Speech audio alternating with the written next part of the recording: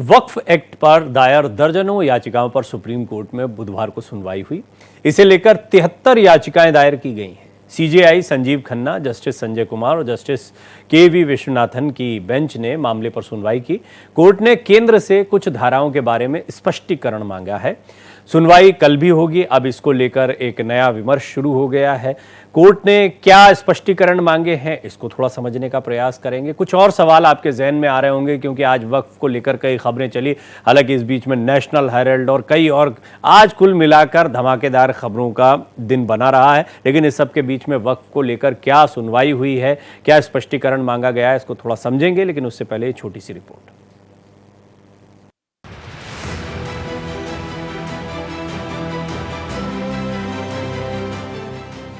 वक्फ संशोधन कानून का मामला अब सुप्रीम कोर्ट में है।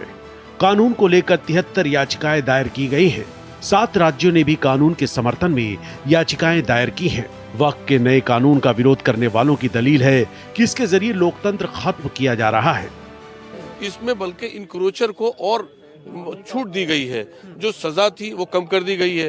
वक्फ बोर्ड के जितने भी औकाफ के थे उसमें ये था कि डेमोक्रेटिक कल्चर से चुनकर आते थे, जैसे बार एसोसिएशन से होता था, एक इस्लामिक स्कॉलर होता था, एक मुतवल्लियों से चुनकर के आता था। तो वो जो चुनाव का जो, और फिर वो सब मिलकर के 6, 7, 8 जितने भी लोग होते थे मेयर, वो अपने में से चेयरमैन चुनते थे। अब नॉमिनेशन होगा, तो इसका मतलब ये कि हम डेमोक्रेटिक चीजों को खत्म कर रहे हैं। ऐसा है ना, जो वक्फ बिल पेश किया गया उसमें जीपीसी बनी, जो लोग उसमें विपक्ष के लोग थे उनकी राय को नजरअंदाज किया गया, बिल्कुल नहीं सुना गया और पूरे मनमाने तरीके से ज्यों बिल को पास किया गया। इस गवर्नमेंट की मंशा वक्फ अमलाक को खुर्द-बुर्द करने की है। बहुत से लोग, अभी जांच होगी तो बहुत बड़े बड़े लोग वक्फ अमलाक पर कब्जा किए बैठे हुए हैं। बीजेपी का कहना है कि वक्फ संशोधन कानून गरीब मुसलमानों और महिलाओं के पक्ष में है। कोर्ट का मामला है, देखते हैं कोर्ट क्या पक्ष लेता है। परंतु सच ये है कि वक्फ जो एक्ट बना है वह गरीब मुसलमान महिला के, गरीब मुसलमान बच्चों के पक्ष के लिए बना है। पश्चिम बंगाल की मुख्यमंत्री ममता बनर्जी ने ऐलान किया कि वक्फ संशोधन कानून वे पश्चिम बंगाल में लागू नहीं होने देंगी। उधर राज्य के मुर्शिदाबाद में भड़की हिंसा के बाद वो तमाम धर्म गुरुओं से मिलकर शांति बनाने की कोशिश कर रही हैं। उनका आरोप है कि बीजेपी हिंसा भड़का रही है। बीजेपी कोई लड़का आके हिंदू मुसलमान को भड़काएगा तो आप लोगों को एक रोल प्ले करना है, इमाम साहब को कहना है इसमें आप लोग मत जाइए, हम शांति चाहते हैं, हम शांति चाहते हैं, हम शांति चाहते हैं। हम जब तक रहेंगे हम हिंदू मुसलमान को बंटवारा करने नहीं देंगे। ओडिशा दौरे पर गए समाजवादी पार्टी के राष्ट्रीय अध्यक्ष अखिलेश यादव ने भी कहा कि उनकी पार्टी और तमाम सेकुलर दल लगातार इस वक्फ संशोधन कानून का विरोध करते रहेंगे। समाजवादी पार्टी और बहुत सारे सेकुलर फोर्सेस, जो सेकुलर पार्टियां हैं, कांग्रेस से लेकर के हम सब दलों ने वक्फ बोर्ड का और जिस तरह का बिल आया उसका विरोध किया है और हम लोग विरोध करते रहेंगे। बहरहाल सुप्रीम कोर्ट इस मामले पर गुरुवार को फिर से सुनवाई करेगा और तब अंतरिम आदेश भी जारी कर सकता है, जैसा कि बुधवार को उसने संकेत दिया। Bureau report, Bharat express.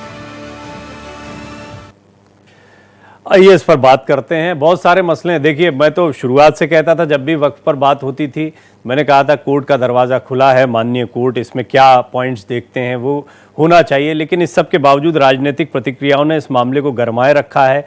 लोगों में बहुत सारा मिसकम्युनिकेशन, मिस इन्फॉर्मेशन भी होती है, इससे बचना चाहिए।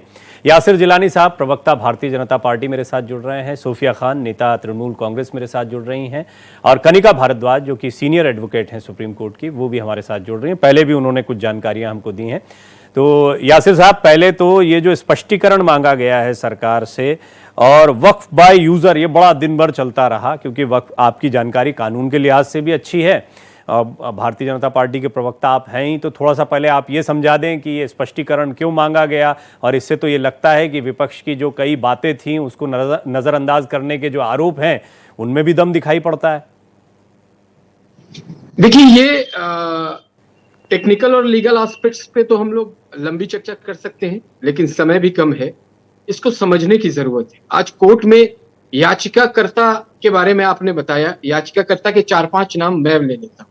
याचिकाकर्ता हैं, पहले याचिकाकर्ता असदुद्दीन ओवैसी, दूसरे बदरुद्दीन अजमल, मोहम्मद जावेद, अमानतुल्लाह खान, और उसके बाद बहुत सारे जितने भी भारत के विपक्ष के की पार्टियां हैं वो सब याचिकाकर्ता हैं। आज ये बात आप समझें, असदुद्दीन ओवैसी हैदराबाद में अगर इनको सही से चेक कर लिया जाए उनके बारे में, क्योंकि ये जो 2025 अमेंडमेंट बिल आया है ये ट्रांसपेरेंसी के लिए जाना जाएगा, क्योंकि ये जेपीसी की से होते हुए संसद तक पहुंचा और संसद से राष्ट्रपति ने अब इसमें मुहर लगा दिया है। आप संवैधानिक अधिकार है आपके पास, संविधान ने इतनी ताकत दी है कि आप कोर्ट जा सकते हैं, कोर्ट गए। लेकिन दूसरा उसमें मोहम्मद जावेद कांग्रेस के नेता, तीसरे बदरुद्दीन अजमल आप जानते हो वो ख्याति प्राप्त किस चीज के लिए, चौथा नाम है अमानतुल्लाह खान, लैंड ग्रैबिंग, वक्फ बोर्ड के लैंड ग्रैबिंग के केस में अमानतुल्लाह खान जेल जा चुके हैं। और केस कौन लड़ रहे हैं? Mister Sibal, Abhishek Manu Singhvi, mister Dhawan. ये मामूली वकील नहीं है, मैं भी लॉ का विद्यार्थी हूं। इनसे मुलाकात करने के लिए कम से कम 25 लाख रुपए आपके जेब में होने चाहिए। ये फंडिंग समझने की जरूरत है, ये कौन लोग इनको फंड कर रहे हैं। मिस्टर धवन, मिस्टर सिब्बल और अभिषेक मनु सिंघवी। मिस्टर सिब्बल इस वक्त कांग्रेस में नहीं है, कांग्रेस के नेता हुआ करते थे, अब किसी दल के दूसरे दल के माध्यम से राज्यसभा पहुंच गए। मनु सिंघवी डिक्लेयर कांग्रेस के नेता हैं, कांग्रेस के प्रवक्ता हैं। धवन के बारे में आप जानते हैं, किसी गरीब मिस्कीन बेवा औरत जो मुसलमान है, जो वक्त संशोधित बिल आने के बाद जिसकी हक की लड़ाई लड़ी जा सकती थी, कभी जब शाहबानो का मामला हुआ था परवीन जी, तब इन जैसे वकील कभी नहीं खड़े होते।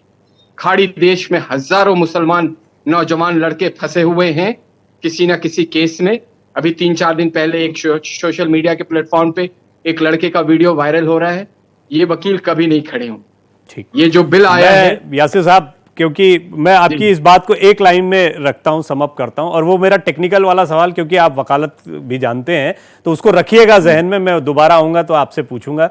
लेकिन सोफिया जी, जो यासिर साहब कहना चाह रहे हैं उसका लब्बो-लुबाब ये है कि ताकतवर लोग जिनको इससे फायदा होता रहा है उन्हीं को परेशानी हो रही है, वही आगे बढ़ रहे हैं। वो इस अच्छी चीज को लागू नहीं होने देना चाहते जो वंचित मुसलमानों के लिए फायदे का सौदा है। ये बात वो कहना चाह रहे हैं। ये आरोप सीधा आप पर भी है, क्योंकि ममता दीदी तो यहां तक कहती हैं कि मैं लागू नहीं होने दूंगी। अब ये लागू करवाना, देखिए, सरकार का बिल बनाने का काम है, सुप्रीम कोर्ट में शिकायत। एक राज्य सरकार जब ये बोलती है तो ये भी, हालांकि वो पॉलिटिकल है बयान, हम जानते हैं कि राज्य सरकार का इससे बहुत लेना देना, लेकिन जब इस तरह का बयान दिया जाता है कि हम लागू नहीं करें तो ये किस तरह की अथॉरिटी को दिखाता है, वो भी थोड़ा सा बताइएगा, क्योंकि आज उनका ये बयान भी बड़ा चर्चा में रहा।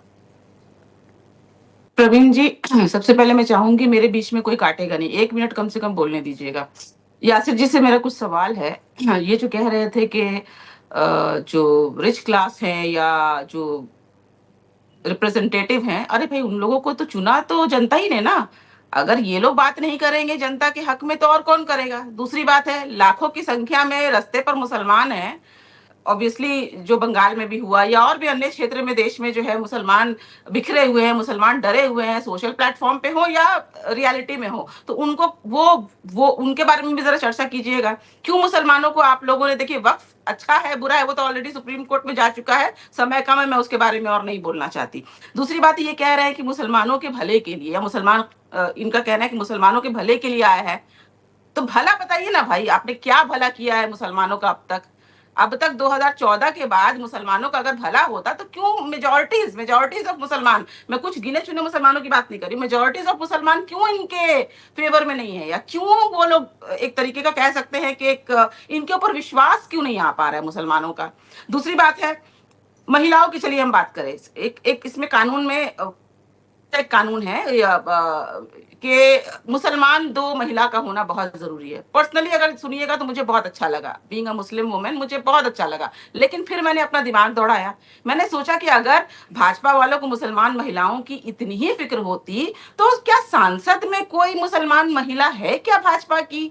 विधायक भी मैं नहीं देख पा रही हूँ कि कहीं पर भी ज्यादा संख्या में मुसलमान महिलाएं हैं। अगर ये जवाब मैं यासिर साहब से लेना चाहूंगी कि मुसलमानों की बात अगर करते हैं तो संशोधन ठीक है होना चाहिए, मैं मान रही हूँ। यूनिफॉर्म हालांकि ना तो ये सवाल पहली बार हो रहा, और सच पूछिए ना, आपके जितने सवाल है उसके जवाब आप चाहें बिल्कुल मैं पहले दूंगा, यासिर साहब बाद में वही के वही जवाब देंगे। फिर भी आपने क्योंकि बोला, डायरेक्ट सवाल किया है, तो वो सवाल क्योंकि ये बार बार होते हैं, मेरा सवाल इंटैक्ट बना हुआ। देखिए यासिर साहब से भी मैंने एक सवाल पूछा था, वो बना हुआ, आपसे भी एक सवाल पूछा, वो भी जस का तस बना हुआ। आप लोगों ने अपने दिल की बातें कह दी। आपने काट दिया बात। नहीं, मेरा सवाल तो अब भी बना हुआ। आपने 1 मिनट बोला, मैंने 1 मिनट 30 सेकंड, मैंने घड़ी पे 1 मिनट 30 सेकंड तक आपको बोलने दिया। आपने बोला 1 मिनट बोलने देना, मैंने 1 मिनट 30 सेकंड बोलने दिया आपको। 1.5 मिनट तक आप बोली, मेरे सवाल का जवाब नहीं आया। पर यासिर साहब आप बोलिए, मैं कनिका जी के पास फिर जाऊंगा। जवाब मैं दे दूंगी। आपने जो ममता बनर्जी पर लगाया ना इल्जाम, उसके मैंने और इसको इल्जाम नहीं कहते, मैंने कहा कि ये किस तरह की सियासत है, किस तरह का बयान है,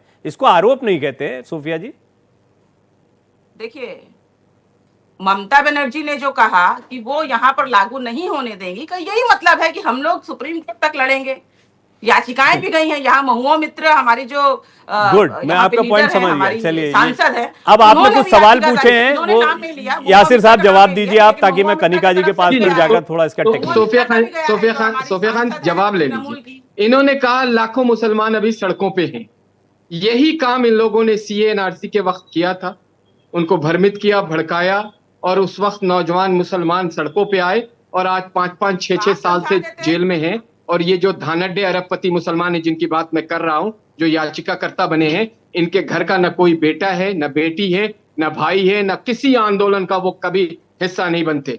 परवीन जी, बड़ी विडंबना है, गरीब मुसलमानों का टूल किट की तरह इस्तेमाल करके दंगा कराया जाता है, जो अभी मुर्शिदाबाद में हुआ है।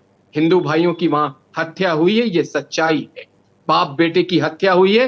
बंगाल के मुख्यमंत्री खामोश है।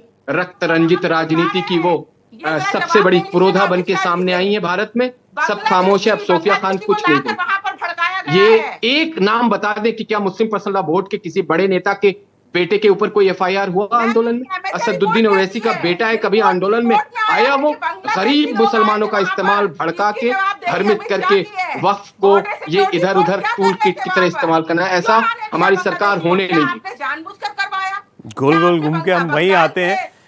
कनिका जी, आपको याद होगा, आप पिछली बार भी जब आप बात कर रही थी, तो ये बॉर्डर सिक्योरिटी फोर्स से लेकर जितने भी मुद्दे हैं लगभग वही रहते हैं। और हम जानते हैं कि सियासी तौर पर कुछ मुद्दे हैं, उस पर दोनों जो पार्टी या दोनों जो पार्ट हैं, विपक्ष और पक्ष, उनके अपने अपने स्टैंड्स होते हैं। मुझे थोड़ा सा टेक्निकल इसको इशू को समझाइए। हम तो लॉ उतना जानते नहीं हैं कि अभी सुप्रीम कोर्ट में मामला गया, सुप्रीम कोर्ट ने कुछ स्पष्टीकरण मांगे हैं। इस सब के बीच में विरोध करने वाले कहते हैं कि हम इसको लागू नहीं होने दें।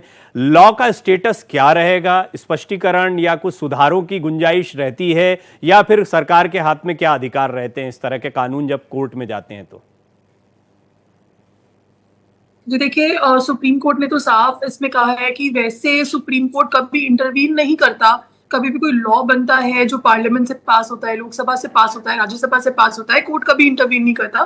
बट सुप्रीम कोर्ट ने कहा है कि ये एक एक्सेप्शनल केस है, इसलिए उसको इंटरवीन करना पड़ रहा है। मैं मान सकती हूँ कि कुछ कुछ लूप होल्स इस केस में हो सकते हैं, जिसका जो जवाब है वो मांगा गया है सेंटर से, और वो आने वाली तारीखों पे जवाब देंगे भी। सबसे मेन पॉइंट इसमें है कि जो मुस्लिम के जो मतलब जो अपीलेंट्स हैं, जिन्होंने अपील की है, जो मुस्लिम साइड है, वो ये कहती है कि आर्टिकल 26 का वायलेशन कर रहा है ये जो एक्ट अमेंड हुआ है। Section 3C, 3D, 3E, section 9 और 14, साथ में सेक्शन 85, ये सारे लिमिटेड जो सेक्शंस है, इन्हीं पे जो है वो सारा पूरा जो कोर्ट की हेयरिंग है वो चल रही है। मुस्लिम कहता है कि उनके जो फंडामेंटल राइट्स हैं वो वायलेट हो रहे हैं, जिसमें मुझे लगता है कि काफी सारे जो जवाब है वो सुप्रीम कोर्ट ने आज ही दे दिए हैं। उन्होंने प्रपोज किया है एक इंटरिम ऑर्डर जो कल शायद पास होगा, आज होने वाला था लेकिन कल पास होगा। सुप्रीम कोर्ट ने साफ कहा है कि जो भी प्रॉपर्टीज जो है वो वक्फ, कोर्ट ने वक्फ डिक्लेयर कर दी है ऑलरेडी, वो दोबारा से नॉन वक्फ नहीं कहलाएंगी। तो जो प्रॉपर्टीज ऑलरेडी वक्फ है वो वक्फ ही रहेंगी, ये बात श्योर है। लेकिन ये इंटरिम ऑर्डर है। इंटरिम ऑर्डर वो होता है कि जब तक केस चल रहा है तभी तक ये चीज मान्य है, एक बार जजमेंट आएगी तो चेंजेस हो सकते हैं। सेकेंड, सुप्रीम कोर्ट ये कहता है कि जो कलेक्टर है वो अभी अपनी प्रोसीडिंग्स जो है वो कंटिन्यू कर सकते हैं नए जो अमेंडमेंट्स आए हैं उनके हिसाब से। लेकिन क्योंकि अभी केस चल रहा है तो कोई भी प्रॉपर्टी वक्फ या नॉन वक्फ का जो ये जो मतलब डिफरेंशिएट है वो कोई ऑर्डर कलेक्टर पास नहीं करेगा। और तीसरा कि जो मुस्लिम है वो नॉन मुस्लिम है वो बोर्ड में आएंगे या नहीं, तो उस पे सुप्रीम कोर्ट कहता है कि एक्स ऑफिशियो मेंबर्स हैं वो चाहे कोई भी हो, मुस्लिम है नॉन मुस्लिम, लेकिन जो बोर्ड है उसमें मुस्लिम मेंबर्स ही होंगे, नॉन मुस्लिम्स नहीं आएंगे। तो ये 3 बातें हैं जो अभी कल इंटरिम में पास हो सकती हैं। इसके अलावा अभी जितने भी इश्यूज हैं, जितने भी मुद्दे हैं, उन सब पे जो है वो सेंटर पहले गुड, आपने बहुत अच्छे से ये तीन संभावित इसमें जो सुझाव हैं या फिर आदेश के तौर पर अगर ये सामने आएंगे तो क्या होगा। यासिर साहब, आपने सुना, कनिका जी ने बताया डिटेल में कि क्या क्या इंटरवेंशन है, सुप्रीम कोर्ट की क्या फाइंडिंग्स हैं, और एक तरह से इंटरिम है लेकिन बहुत मुमकिन है कि ये सारे आदेश पारित हों। कुल मिलाकर खामियां तो हैं, कमियां तो हैं जिन पर विचार किया गया है। जब अदालत में कोई चीज जाती है, वो भी सुप्रीम अदालत में मामला आया है और 1-2 लोग नहीं आए, 73 याचिकाकर्ता हैं, आपने अपने अभी पैकेज में बताया। तो अदालत का काम है सुनने का, लेकिन जो कानून सम्मत बना हुआ है, संविधान सम्मत पास होके तमाम चीजों से अभी हमने चर्चा करी, लेकिन अगर कोई चीज आती है उसके अंदर तो उसको हम वेट करेंगे, देखेंगे, उस पर आगे चर्चा करेंगे। लेकिन मैं ऐसे एज ए पॉलिटिकल कमेंटेटर आपके साथ जब भी बैठता हूं तो हम सारे पहलू को हमें देखना भी पड़ेगा कि क्यों एक तरीके से जब इस तरह की किसी भी चीज को हमारी जो मौजूदा सरकार है जब वो लेके आती है तो इतना हिंदुस्तान में बवाल क्यों मचता है। जब भी हमने देखा 3 तलाक का मामला हो, हमने देखा 370 पे क्या क्या नहीं कहा गया, आपके साथ सैकड़ों डिबेट हम लोगों ने करी कि खून की नदियां बह जाएंगी, जिस हाथ में तिरंगा होगा वो हाथ नहीं बचेगा। लेकिन हमारे जो वजीर आजम है नरेंद्र मोदी साहब ना, एक वो उजाले की किरण है, वो जिस चीज को चाहते हैं और खास करके सुधारने की अगर वो उन्होंने सोच रखी है, ये जमीन को सुरक्षा देने वाला बिल है, इसको समझने की जरूरत है। आप बंगाल में अभी हालात देख रहे हैं, बिल किसी ने सही से पढ़ा नहीं है, जो कॉमन मुसलमान है उसकी बात मैं परवीन जी कह रहा हूँ। बार बार प्रधानमंत्री, बार बार गृह मंत्री श्रीमान अमित शाह जी, हमारे अल्पसंख्यक कल्याण मंत्री किरण रिजिजू जी ने ये कहा है कि जो वक्फ की स्थिति पहले 2013 में थी, औकाफ की तमाम चीजें, चाहे वो मसाजिद हो, चाहे वो दरगाह हो, चाहे वो ईदगाह हो, चाहे वो कब्रिस्तान हो या कोई भी इबादत का घर हो, वो उसकी स्थिति जो 2013 में थी वो अभी भी रहेगी। आज जब सुप्रीम कोर्ट में सारी चीजें सामने आई, उसमें उसके ऑब्जर्वेशन में भी कुछ बिंदु सामने आए हैं, तो हम तो खुले मन से सारी चीजों को देख रहे हैं। लेकिन जो लोग इसका विरोध कर रहे हैं परवीन जी, वो उन गरीब, वंचित, शोषित, बार बार मैं इसलिए कह रहा हूं, उनके हक को मार रहे हैं। देखिए, कुछ 25-26 परिवार है भारत में जो पूरे वक्त पे कब्जा करके बैठा हुआ है, जिसके पास जो अरबपति हैं। और मुसलमानों की हालात ये हैं, आप मुस्लिम बस्ती को आप भी जानते हैं कि वो सुबह अपने घर से निकलता है और जो चीज वो जाके जिस कुएं को खोदता है वहां से जो पानी निकलती है मिलता है उसको, वो अपने बच्चों को शाम में वो पूरा सोफिया जी, भरण पोषण के लिए। सोफिया जी, quote unquote Bharatiya Janata party, पहले भी कई बार कहा गया है, आप लोगों ने इसको जनता के बीच में जिस तरह से पेश किया, उसने जनता को मिस इन्फॉर्म किया, गुमराह किया, कोट अनकोट बीजेपी। दूसरी बात ये कि अगर सुप्रीम कोर्ट में, आपने खुद कहा कि जब हम कहते हैं कि वक्फ नहीं आने देंगे तो हमारा मसला है कि हम सुप्रीम कोर्ट में लड़ेंगे। जब सुप्रीम कोर्ट में लड़ाई होनी है तो सड़क पर इसको लाने की, सार्वजनिक मंचों पर इसको लाने की क्या आवश्यकता थी? सबसे पहले तो मैं यासिर जी से कहूंगी, डिबेट के शुरुआत में इन्होंने 5 लोगों का नाम गिनाया और अचानक से ये कह रहे हैं 77 याचिकाएं गई हैं। खैर, बहरहाल देखिए, ये जो कह रहे हैं कि भड़काऊ भाषण किसका आता है, याचिका वो ये कह रहे थे 5 ये प्रमुख नाम है। मैंने आपके बीच में नहीं बोला, सुन लीजिए, सहन शक्ति रखिए। सहन शक्ति पूरी है। आपने कहा नहीं, सहन शक्ति नहीं है भाजपा वालों में, ठीक ये तो ठीक समझ में आता, ठीक लेकिन ठीक सोफिया जी बात पूरी करिए, हाँ, बात आप पूरी करिए। देखिए आप मर्डर कर दीजिए, हमारे अंदर कहने की भी सहन शक्ति खत्म हो जाए। बंगाल के आप इंसान को इंसान ना समझे। रुक जाइए यासिर भाई, यासिर भाई एक मिनट सुन लेते हैं। यासिर भाई एक मिनट सुन लीजिए। लेकर आएंगे, वो खुद भी बिहारी हैं, खुलेआम कहा है उन्होंने कि बिहार और झारखंड से लोगों को लेकर आएंगे। खैर, दूसरी चीज है सुकांतो मजूमदार, जो यहाँ के आपके प्रेसिडेंट हैं बंगाल के भाजपा के, उन्होंने क्या कहा है कि अगर 70% हिंदू तलवार पकड़ ले तो क्या होगा। क्या ये भड़काऊ भाषण नहीं है? क्या क्या आप लोगों ने मुसलमानों को हित में लिया? मैं पहले बार बार कह रही हूँ कि क्या मुसलमानों को कॉन्फिडेंस में लेकर आपने ये बिल पास की है? लाखों की संख्या में मुसलमान जो है वो क्या बोलेंगे? इसका विरोध कर रहे हैं। याचिका जाए या याचिका ना जाए, उस पे क्या बोलेंगी आप? कितना कॉन्फिडेंस वो भड़काऊ भाषण नहीं है। मुसलमान की वो बात तो कर उन्होंने रहे ऐसा हैं। भड़काया कि दो प्रधानमंत्री आकर कहते मासूम हैं कि हिंदुओं का पंक्चर कत्ल हो वाला, गया। क्या मुसलमान पंक्चर वाले हैं? प्रधानमंत्री कभी अपने कहते हैं आप को पकौड़ा बेचना अपने आप चाहिए, को अगर आप युवाओं मानते हैं तो को, इसमें अब हमारी कोई कहते हैं गलती नहीं है। मुसलमान पंक्चर हम तो वाले नहीं हैं। मानते, अरे हमारी भाई, सरकार तो मुसलमान सबको साथ कितने लेके चल रही मुसलमान है। सेना ये में कांग्रेस और है, टीएमसी ने उसका बना नाम रखा गिनवा है। दीजिए ना, कितने परमवीर चक्र। ठीक है, वीर कुल अब्दुल मिलाकर हमीद, मैं तो दर्शकों वो से कहूंगा कि मुसलमान ही थे, वो आप लोग पंक्चर मेरे वाले सवाल नहीं थे। थोड़ा आइडेंटिफाई करके रखिएगा। इन सवालों के जहां जवाब मिलेंगे आपको वक्त समझ में आ जाएगा, इसका विवाद समझ में आ जाएगा।